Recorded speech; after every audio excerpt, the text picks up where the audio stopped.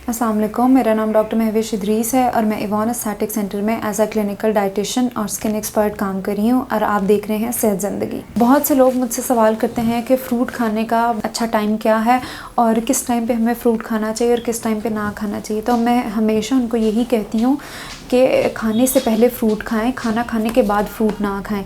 एक तो ये है कि आपकी कैलोरीज़ बहुत ज़्यादा बढ़ जाती हैं, आपने खाना भी खाया हुआ है, पेट भर के खाया हुआ है, उसकी कैलोरीज़ भी मिल रही हैं, फिर उसके बाद आप फलों का इस्तेमाल भी कर रहे हैं, उसकी शुगर, उसकी कैलोरीज़ भी आपको मिल रही है।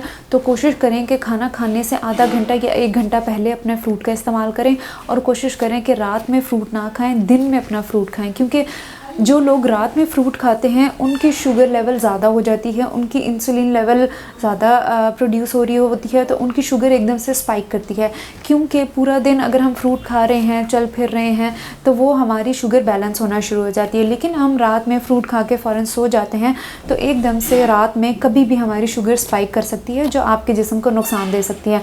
स्पेशली जो शुगर के मरीज़ हैं वो इस चीज़ को ज़रूर नोटिस करें, इस चीज़ का ध्यान रखें कि वो रात में अपने फलों का और फ्रूट का इस्तेमाल ना करें।